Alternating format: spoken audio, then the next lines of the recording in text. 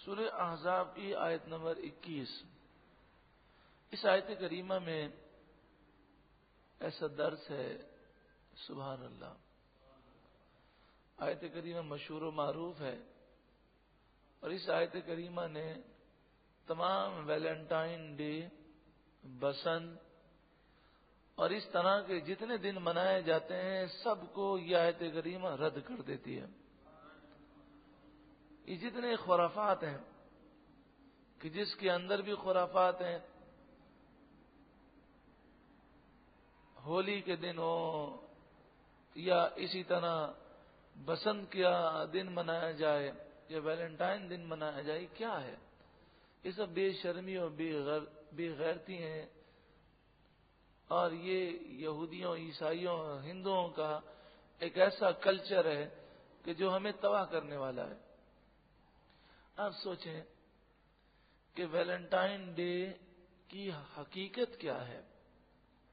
اس کی حقیقت کے متعلق چند باتیں تو ہم نے سنی تھی، ذرا اس پر سوچیں کہ ویلنٹائن ڈے میں عام طور پر یعنی جو اس کی اصلیت ہے، اب اس کا آپ کوئی بھی اس کو نام دے دیں کہ نہیں جناب میں تو اپنی ماں کو گلاب کا پھول دینے جا رہا ہوں، اب جو بھی نام دے دیں، یا وہ کہے کہ جناب میں تو یہ تحفہ خرید رہی ہوں، میں اپنے بھائی کو دوں گی، یہ ویلنٹائن ڈے کی یہ اصلیت نہیں ہے، یہ صرف دل کے دلاسے ہیں۔ اصلیت کیا ہے؟ لڑکے اور لڑکیاں ناجائز دوستی کریں، تھوڑا پیچھے لے جائیں، لڑکے اور لڑکیاں جو ہیں وہ ناجائز دوستی کریں، اور وہ اس دن جو ہے ایک دوسرے کو تحفہ دیں۔ اصل میں یہ جو دن ہے، یہ دن اس لیے مقرر کیا گیا کہ جس پادری نے بے غیرتی کا مظاہرہ کیا تھا اس کو قتل کر دیا گیا تھا، اور وہاں کی گورنمنٹ نے کیا تھا، یو کے کی گورنمنٹ نے، تو اس کے احتجاج میں انہوں نے کہا کہ اس دن ہم سب یہ کام کریں گے، نعوذ باللہ من ذالک، اور وہ پہلے چھپ کے کرتے تھے، تو اس دن جو ہے اظہار کرتے ہیں۔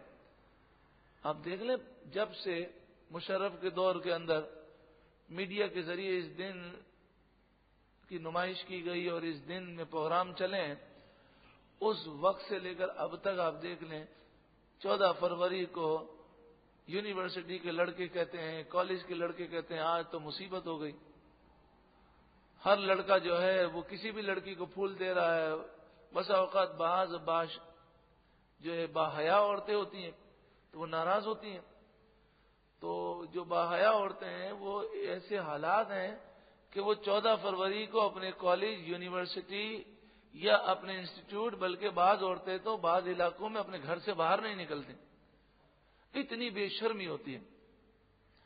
اور پھر آپ بتائیے کہ جو عورت، جو لڑکی کسی لڑکے کو جا کر گفٹ دے گی تو بتائیے اس کے باپ کی کیا حیثیت رہے گی، اس کے بھائی کی کیا عزت رہے گی۔ یعنی ویلنٹائن ڈے وہ دن ہے جس دن کوئی خاتون اپنے باپ، اپنے بھائی، اپنی ماں، اپنی بہنوں کی عزتوں کو سر عام وہ نیلام کرتی ہے اور بے غیرتی اور بے شرمی کا مظاہرہ کرتی ہے، یہ ویلنٹائن ڈے کی حقیقت ہے۔ تو یہ سارے دشمنوں کے طریقے ہیں، آئیے ہم اپنے پیارے محبوب کے طریقے کو اختیار کریں۔ لقد کان لکم فی رسول اللہ اسوۃ حسنہ،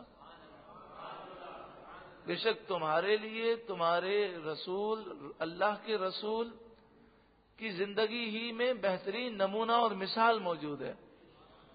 تمہیں اور کوئی نہ ویلنٹائن ڈے کی ضرورت ہے، نہ بسنت کی ضرورت ہے، نہ مدر ڈے کی ضرورت ہے، نہ فادر ڈے کی ضرورت ہے۔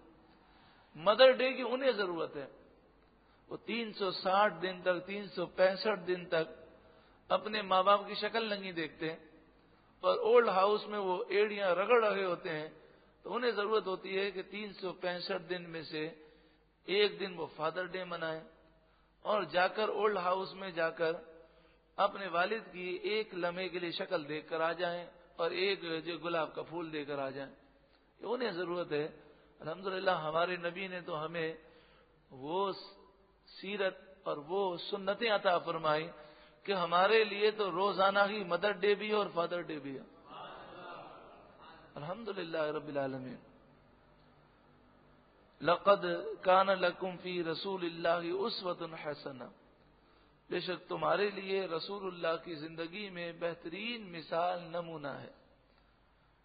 یہ کن کے لیے ہے؟ لمن کان یرجو اللہ والیوم الآخر، یہ ان کے لیے ہے کہ جو اللہ اور قیامت کے دن پر یقین رکھتے ہیں. وذکر اللہ کثیرا، اور وہ اللہ کو بہت یاد کرتے ہیں. ولما رأى المؤمنون الاحزاب، اور جب مومنوں نے لشکروں کو دیکھا، منافقین تو کانپنے لگے تھے اور انہوں نے کہا تھا کہ اللہ اور اس کے رسول نے ہم سے وعدہ سچا نہ کیا. مومنین کا کیا حال تھا؟ قالوا هذا ما وعدنا اللہ ورسولہ، وہ بولے یہ وہ وعدہ ہے جو ہم سے اللہ اور اس کے رسول نے کیا. وصدق اللہ ورسولہ، اور اللہ اور اس کے رسول نے سچ کہا. وما زادہم الا ایمانا وتسلیما، یہ سارے معاملات دیکھ کر ان کا ایمان اور بڑھ گیا اور اللہ کی رضا پر راضی رہنا اور بڑھ گیا. جسے آپ دیکھیں کہ جب بھی کافر مسلمانوں پر غلبہ کرنے کی کوشش کرتے ہیں تو مسلمانوں کو جوش الحمدللہ اور بڑھ جاتا ہے. بلکہ بعض کافروں نے نصیحت کی اور کہا کہ یہ تم نبی صلی اللہ علیہ وآلہ وسلم کی گستاخی کرتے ہو یا قرآن کی بے ادبی کرتے ہو، یہ نہ کرو. اس لیے نہیں کہ انہیں قرآن سے محبت ہے، اس لیے نہیں کہ انہیں ہمارے نبی سے محبت ہے، بلکہ انہوں نے کہا کہ یہ مسلمان غفلت میں پڑے ہوئے ہیں، عیاشیاں کر رہے ہیں، بے حیائی فحاشی میں پڑے ہوئے ہیں. تم یہ حرکتیں کر کے انہیں مذہبی بنا رہے ہو اور ان کا جوش بڑھ جاتا ہے اور پھر وہ غصے میں آ کر دین پر چلنا شروع کر دیتے ہیں. تو یہ جتنا یہ کرتے ہیں الحمدللہ مسلمانوں کا جوش کم نہیں ہوتا اور بڑھتا ہے الحمدللہ. 9/11 کے واقعے کے بعد انہوں نے مسلمانوں کو دہشت گرد ثابت کرنے کی بڑی کوشش کی، یہاں تک کہ امریکہ کے اندر کئی ٹی وی چینل ہیں کہ جن میں دن رات وہ پادری آ کر بکواس کرتے رہتے ہیں. لیکن ایک بھائی امریکہ سے آئے، انہوں نے کہا کہ 9/11 کے بعد ہمیں یہ لگتا تھا کہ شاید یہ عیسائی، یہودی اور دیگر جو کافر ہیں ہمیں پکڑ کر ماریں گے اور وہ ہم سے بڑی دشمنی رکھیں گے، اور چند دنوں تک ایسا محسوس بھی ہوا. لیکن کہا کہ الحمدللہ ان کے پروپیگنڈے سے نقصان کے بجائے ہمیں فائدہ ہوا، کیونکہ لوگوں کی ایک فطرت ہوتی ہے اور خاص طور پر یہ امریکی اور یورپی جو لوگ ہیں ان کی یہ فطرت ہے کہ جس کے خلاف پروپیگنڈا ہوتا ہے تو انہیں ان کے متعلق پڑھنے کا شوق ہوتا ہے. تو کہا کہ جب مسلمانوں کے خلاف انہوں نے جھوٹا پروپیگنڈا کیا تو انہوں نے انٹرنیٹ پر قرآن پڑھنا شروع کیا، رسول اللہ کی سیرت پڑھنی شروع کی. تو کہا کہ اب وہ ہمیں پہلے سے بڑھ کر اچھی نگاہ سے دیکھتے ہیں. کہا یہ ضرور ہے کہ کچھ لوگ تعصب کرتے ہیں، لیکن دوسری طرف یہ بھی فائدہ ہوا کہ کئی لوگ اسلام کے قریب ہوئے اور کئی لوگوں نے الحمدللہ اسلام قبول کر لیا. تو یہ اسلام تا قیامت رہنے کے لیے ہے، اسے نہ کوئی مٹا سکا ہے نہ کوئی مٹا سکے گا. وما زادہم الا ایمانا وتسلیما، یہ حالات دیکھ کر ان کا ایمان اور بڑھ جاتا ہے اور اللہ کی رضا پر راضی رہنا اور بڑھ جاتا ہے. من المؤمنین رجال، کچھ مومنین میں سے کچھ مرد ایسے ہیں، صدقوا ما عاہدوا اللہ علیہ، کہ جو انہوں نے اللہ سے وعدہ کیا تھا وہ وعدہ سچا کر دکھایا. انہوں نے وعدہ کیا تھا کہ اللہ اور اس کے رسول کی خاطر اپنی جان اپنا مال سب کچھ پیش کریں گے، تو ان صحابہ کرام نے یہ وعدہ سچا کر دکھایا۔ ان میں سے بعض وہ تھے جنہوں نے یہ عہد کیا تھا کہ جب بھی دشمن سے مقابلہ ہوا تو ہم لڑتے رہیں گے یہاں تک کہ اپنی جانوں کا نذرانہ پیش کر دیں گے۔ فَمِنْهُمْ مَنْ قَضَى نَحْبَهُ، تو ان میں سے بعض وہ ہیں جنہوں نے اپنی منت پوری کر دی اور جانوں کا نذرانہ پیش کر دیا۔ حضرت مصعب بن عمیر، سید الشہداء حضرت حمزہ رضی اللہ تعالیٰ عنہ اور کئی صحابہ کرام۔ وَمِنْهُمْ مَنْ يَنْتَظِرُ، اور کچھ وہ ہیں جو ابھی شہادت کا انتظار کر رہے ہیں۔ ہر جنگ میں اسی لیے جاتے ہیں کہ ہمیں شہادت نصیب ہو، جس طرح حضرت خالد بن ولید رضی اللہ تعالیٰ عنہ، اللہ اکبر، اب ہر جنگ میں جاتے تو آپ صرف شہادت لینے کے لیے جاتے تھے، اور آپ ایسا لڑتے تھے کہ دیکھنے والے یہ کہتے کہ اب آپ بچیں گے نہیں، لیکن آپ کو شہادت نہیں ملتی تھی۔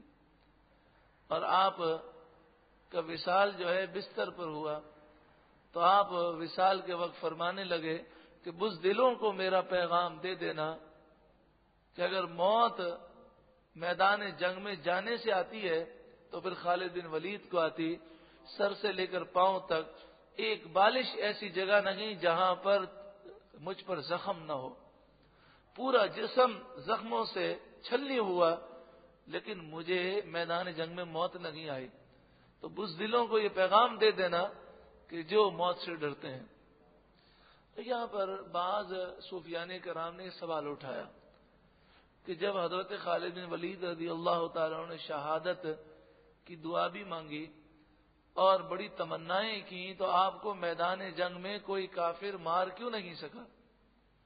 تو کہا کہ اس لیے کہ رسول اللہ نے سیف اللہ کہا تھا، آپ نے کہا تھا اللہ کی تلوار، اور اللہ کی تلوار کو کوئی توڑ نہیں سکتا، تو اس لیے اللہ تعالیٰ نے آپ کو محفوظ رکھا۔ اور آپ بھی جانتے تھے کہ مجھے رسول اللہ نے سیف اللہ کہا ہے، تو آپ اکیلے ہزاروں کے لشکر میں گھس جاتے تھے، اور اللہ نے آپ کو وہ طاقت اور وہ روب و دبدبا عطا کیا کہ آپ کو دیکھ کر وہ اس طرح ان کی حالت خراب ہوتی تھی کہ آپ انہیں اس طرح کاٹتے تھے کہ جیسے گاجر مولیوں کو کاٹا جاتا ہے۔ وما بدلوا تبدیلا، اور یہ صحابہ ذرا بھی بدلے نہیں ہیں، اپنے عہد پر قائم و دائم ہیں۔ لیجزی اللہ الصادقین بصدقہم، تاکہ اللہ تعالی سچوں کو ان کے سچ کا صلہ عطا کرے، ویعذب المنافقین ان شاء او یتوب علیہم، یا اللہ تعالیٰ منافقوں کو، اور اللہ تعالیٰ منافقوں کو سزا دے اگر وہ چاہے، یا انہیں توبہ کی توفیق عطا فرمائے۔ ان اللہ کان غفور الرحیم، بے شک اللہ تعالی ضرور بخشنے والا مہربان ہے۔ اللہ رب العالمین ہمیں بھی جذبہ جہاد اور شوق شہادت نصیب فرمائے۔ صحابہ کرام علیہم رضوان نے اپنا سب کچھ قربان کیا دین کی خاطر، اور آج ہمارا حال یہ ہے کہ ہم دین کے لیے کچھ نہیں کرتے۔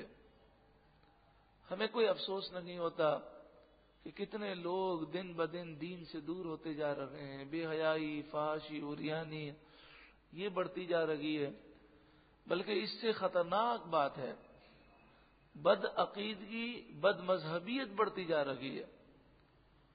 کئی لوگ قادیانی ہو گئے، کتنے پورے پاکستان میں روزانہ کتنے لوگ عیسائی ہو جاتے ہیں، کتنے مسلمان عیسائی ہو گئے، کتنے قادیانی بن گئے، کتنے آغا خانی ہو گئے، کتنے بد عقیدہ ہو گئے، بد مذہب ہو گئے، گستاخ رسول بن گئے، گستاخ صحابہ بن گئے۔ پھر اس کے علاوہ عام مسلمان کا حال یہ ہے کہ بولنے میں وہ ذرا بھی احتیاط نہیں کرتا۔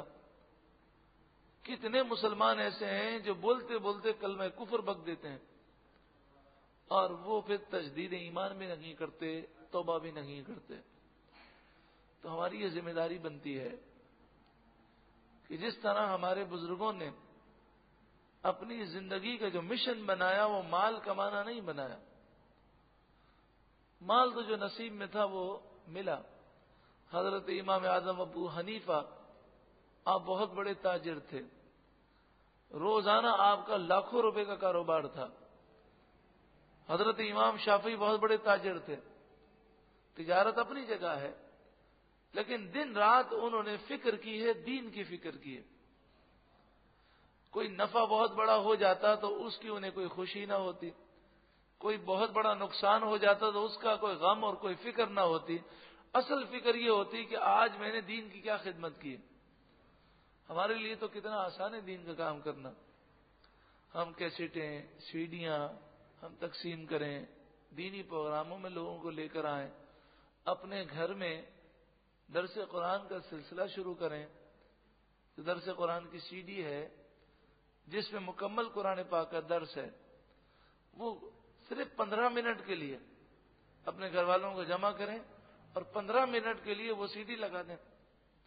انشاءاللہ تعالی گھر میں ایک اسلامی ماحول بنے گا، ذہن سازی ہوگی۔ الحمدللہ کئی لوگ ہیں جو یہ کرتے ہیں، وہ اپنے گھر میں روزانہ قرآن پاک کی سی ڈی لگاتے ہیں، بعض اپنی گاڑی میں رکھتے ہیں۔ اور ایک بھائی نے حیدرآباد سے فون کر کے بتایا کہ انہوں نے کہا کہ میرے پاس وقت نہیں ہوتا، میں بہت مصروف ہوتا ہوں، تو میں نے اپنے آرام میں سے کچھ وقت دیا ہے قرآن کی سی ڈی سننے کے لیے، اور الحمدللہ 160 گھنٹے کی سی ڈی انہوں نے کہا الحمدللہ میں نے مکمل کر لی، اب دوسری مرتبہ سن رہا ہوں۔ تو شوق رکھنے والے ایسے ہیں۔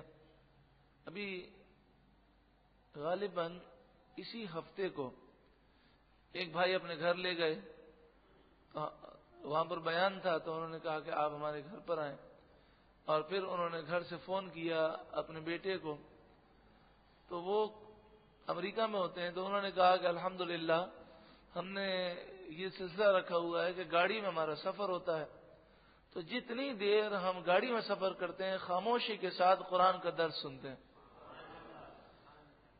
تو یہ ہمارے گھروں میں بھی رائج ہونا چاہیے، ہم بھی کوشش کریں۔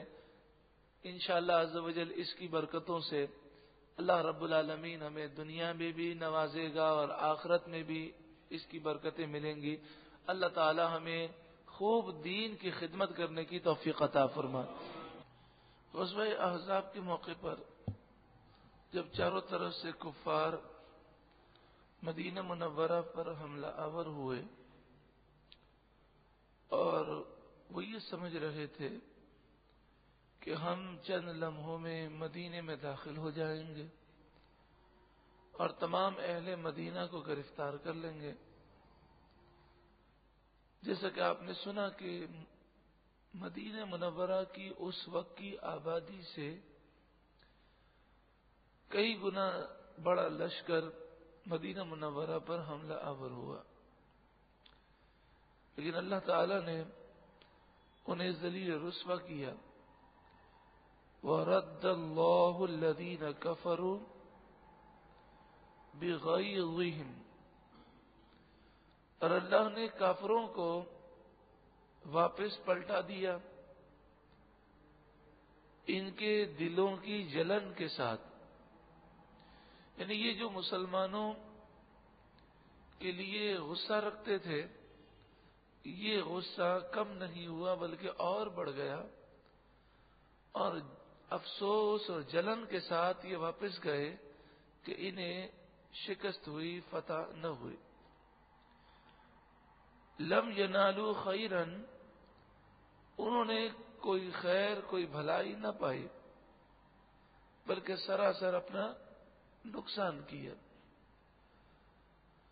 وَكَفَى اللَّهُ الْمُؤْمِنِينَ الْقِتَالَ، اور جہاد کرنے کے لیے مومنوں کو اللہ کافی ہے۔ وَكَانَ اللَّهُ قَوِيًّا عَزِيزًا، اور اللہ زبردست عزت والا ہے۔ جب اہل مدینہ پر کافروں نے حملہ کیا تو مدینہ منورہ میں ایک یہودی قبیلہ تھا، قبیلہ بنو قریظہ. ان کا مسلمانوں سے معاہدہ تھا، اور وہ معاہدہ یہ تھا کہ کبھی بھی یہ مسلمانوں کے خلاف کسی کی مدد نہیں کریں گے اور کبھی بھی یہ مسلمانوں پر حملہ نہیں کریں گے. لیکن جب انہوں نے دیکھا کہ مسلمانوں پر اتنے بڑے لشکر نے حملہ کیا ہے تو یہ کافروں کے ساتھ مل گئے اور انہوں نے یہ اعلان کیا کہ اب ہم مسلمانوں پر حملہ کریں گے اور مسلمانوں سے جنگ کریں گے. یہ ایک بڑا نازک وقت تھا کہ سرحد پر اتنی بڑی فوج جمع ہے، مسلمان ان کو روکے ہوئے ہیں، اور خود مدینہ منورہ میں جو یہودی قبیلہ ہے وہ پیچھے سے حملہ آور ہونے کی تیاری کر رہا ہے. اب دونوں طرف سے اگر حملہ ہو تو مسلمانوں کے لیے دونوں طرف سے مقابلہ کرنا بڑا مشکل ہے، اور کافروں نے یہی منصوبہ بنایا تھا کہ پیچھے سے تم حملہ کرنا تو آگے سے ہم حملہ کر دیں گے اور یوں مسلمان گھبرا جائیں گے. اللہ تبارک و تعالی نے مسلمانوں کو فتح عطا فرمائی. عقید جہاں صلی اللہ علیہ وآلہ وسلم نے تقریباً 24 دن سے آپ نے اپنے ہتھیار نہیں اتارے تھے، تو نبی اکرم صلی اللہ علیہ وآلہ وسلم اپنے کاشان اقدس پر آپ تشریف لاتے ہیں اور آپ اپنے ہتھیار اتارتے ہیں اور پھر آپ اپنا سر مبارک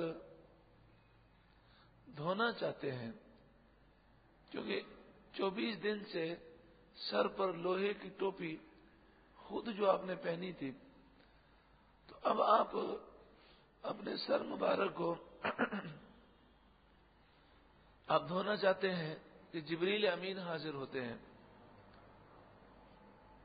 اور جبریل امین ہتھیاروں سے لیس ہیں اور عرض کرتے ہیں یا رسول اللہ صلی اللہ علیہ وسلم آپ ہتھیار اتارنے لگے ہیں اور ابھی تک فرشتوں نے تو ہتھیار نہیں اتارے. اللہ تعالیٰ کا حکم یہ ہے کہ جن قبیلہ بنو قریظہ والوں نے غداری کی ہے ان کو سزا دی جائے. تو پھر نبی اکرم صلی اللہ علیہ وآلہ وسلم نے صحابہ کرام کو حکم دیا، انہوں نے سب نے بنو قریظہ کا محاصرہ کیا اور یہ محاصرہ کئی دنوں تک جاری رہا. بنو قریظہ والوں نے کہا کہ ایسا کریں کہ آپ ہمارے اور آپ کے درمیان کوئی ثالث مقرر کر دیں، جو وہ فیصلہ کرے گا ہمیں قبول ہے. تو آپ صلی اللہ علیہ وآلہ وسلم نے فرمایا کہ تم کسے ثالث مقرر کرنا چاہتے ہو؟ تو وہ کہنے لگے سعد بن معاذ کو ہمیں ثالث بنانا ہے، کیونکہ سعد بن معاذ جو ہیں وہ ہمارے حلیف ہیں اور ان کا قبیلہ ہمارے قریب ہے. حضرت سعد بن معاذ اس وقت زخمی تھے اور آپ کو تیر لگا تھا آپ کے بازو کی شہرک پر. تو یہ بڑا خطرناک ہوتا ہے. آپ زخمی تھے تو آپ کو لایا گیا. نبی اکرم صلی اللہ علیہ وآلہ وسلم نے تمام اوس والوں سے کہا کہ اپنے سردار کی تعظیم میں سب کھڑے ہو جاؤ. تو سب نے تعظیمی قیام کیا. اسی حدیث پاک سے یہ بھی ثابت ہوتا ہے کہ تعظیم میں کھڑا ہونا جائز ہے. تعظیم میں کھڑا ہونا جائز ہے. ہاں کسی کی تعظیم میں رکوع کرنا یہ حرام ہے، سجدہ کرنا حرام ہے. رکوع اور سجدہ صرف اللہ کی ذات کے لیے ہے. اللہ کے علاوہ کسی اور کے لیے تعظیم میں رکوع کرنا سجدہ کرنا حرام ہے. لیکن تعظیم میں کھڑا ہونا یہ اس حدیث پاک سے ثابت ہے. تو صحابہ کرام حضرت سعد بن معاذ کی تعظیم میں کھڑے ہو گئے. پھر اس کے بعد حضرت سعد بن معاذ سے حضور نے فرمایا کہ یہ تمہیں ثالث بنانا چاہتے ہیں تو اب تمہاری مرضی، جو تم فیصلہ کرو. تو حضرت سعد بن معاذ نے فیصلہ یہ کیا کہ ان غداروں کو سزا دی جائے، ان کی عورتوں کو اور ان کے بچوں کو غلام بنایا جائے، ان کے بوڑھوں کو غلام بنایا جائے، ان کے مال کو مال غنیمت کے طور پر تقسیم کیا جائے، اور جو ان کے فوجی ہیں اور جن کی تعداد 600 ہے ان سب کو قتل کر دیا جائے. تو نبی اکرم صلی اللہ علیہ وآلہ وسلم نے فرمایا کہ سعد کو تم نے ثالث بنایا، اگر تم سعد کو ثالث نہ بناتے اور مجھ سے کہتے تو ہو سکتا تھا کہ میں تمہیں معاف کر دیتا، لیکن اب جو سعد نے فیصلہ کیا ہے اللہ تعالی کو بھی وہی فیصلہ پسند آیا ہے. پھر وہی کیا گیا جیسا کہ سعد بن معاذ نے عرض کیا تھا، فیصلہ کیا تھا. جب یہ بنو قریظہ والے ذلیل ہو گئے تو نبی اکرم صلی اللہ علیہ وآلہ وسلم نے فرمایا اب کبھی بھی کافر ہماری اس ریاست کو ختم کرنے کے لیے حملہ نہیں کریں گے، اب ان پر ہم حملہ کریں گے.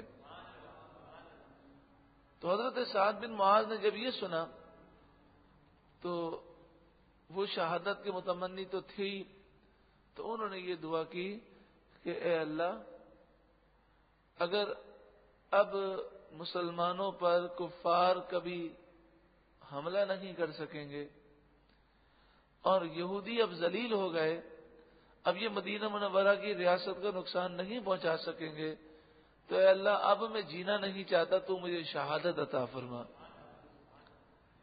اور اگر ابھی میری ضرورت ہے اسلام کو اور میرے ذمے خدمات ہیں تو اے اللہ مجھے زندگی دے. تو آپ کا یہ کہنا تھا کہ آپ کی جو رگ پر تیر لگا تھا اس کی مرہم پٹی کی گئی تھی تو وہ بند ہو گئی تھی، وہ شہرک جو کھل گئی اور بڑی تیزی کے ساتھ آپ کا خون بہنے لگا. آپ کا حجرہ جو ہے وہ نبی اکرم صلی اللہ علیہ وآلہ وسلم کے حجرے کے بالکل قریب تھا. مدینہ منورہ میں مسجد نبوی شریف، تو نبی اکرم صلی اللہ علیہ وآلہ وسلم نے اپنے حجرے مبارک کے قریب ان کا حجرہ بنایا تھا. اور سعد بن معاذ سے رسول اللہ اتنے خوش تھے کہ آپ صبح و شام ان کی عیادت فرماتے اور کہتے اے سعد کیسی طبیعت ہے. تو ان کے جو وہ قبیلے والے تھے جب دیکھا کہ بڑی تیزی سے خون بہ رہا ہے تو وہ ان کو اٹھا کر وہاں سے اپنے قبیلے میں لے گئے.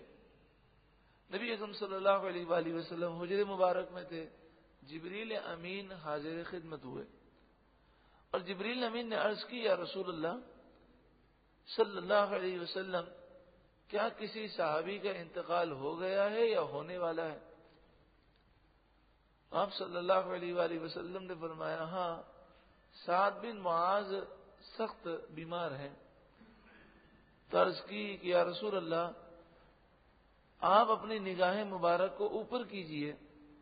تو رسول اللہ نے دیکھا تو آسمان و زمین فرشتوں سے بھرے ہوئے تھے. تو جبریل امین نے عرض کی کہ یہ وہ فرشتے ہیں جو کبھی نیچے نہیں اترے، صرف یہ حضرت سعد بن معاذ کی روح لینے کے لیے نیچے آئے ہیں.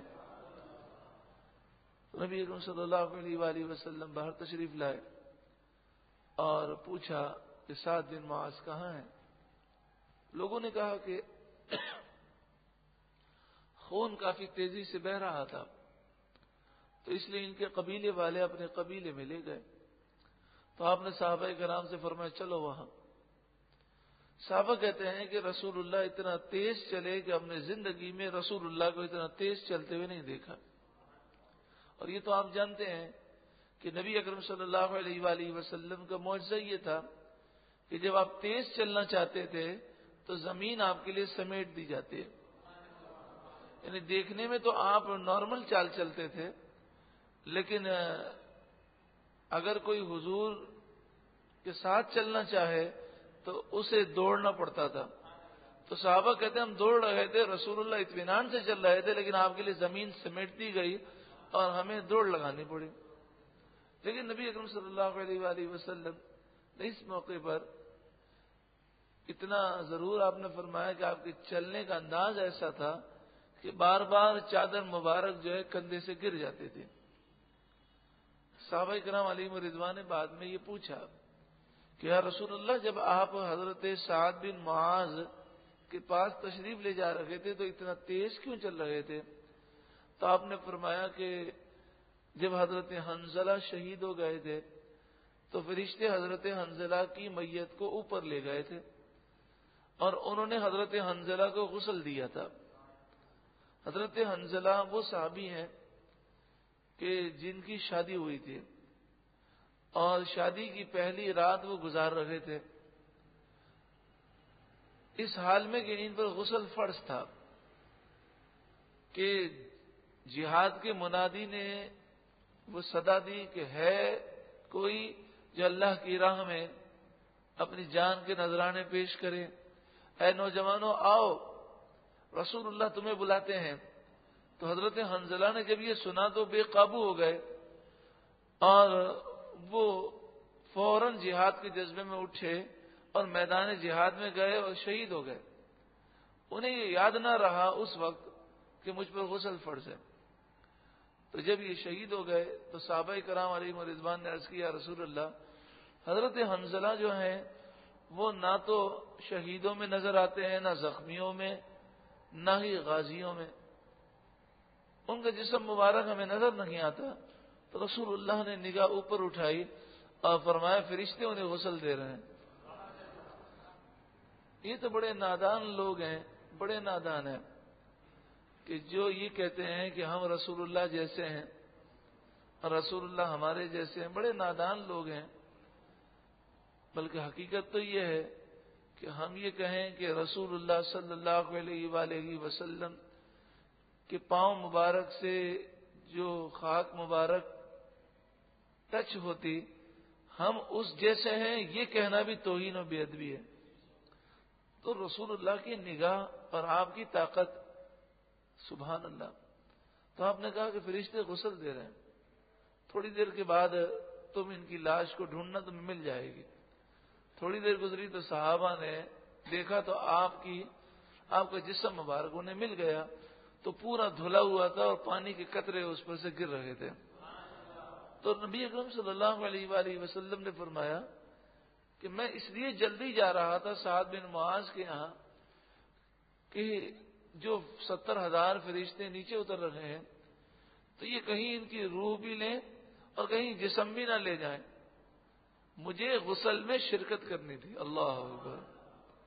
وہ کیا امتی کی شان ہے کہ آقا جو ہے غسل دینے کے لیے اتنی جلدی فرمائے.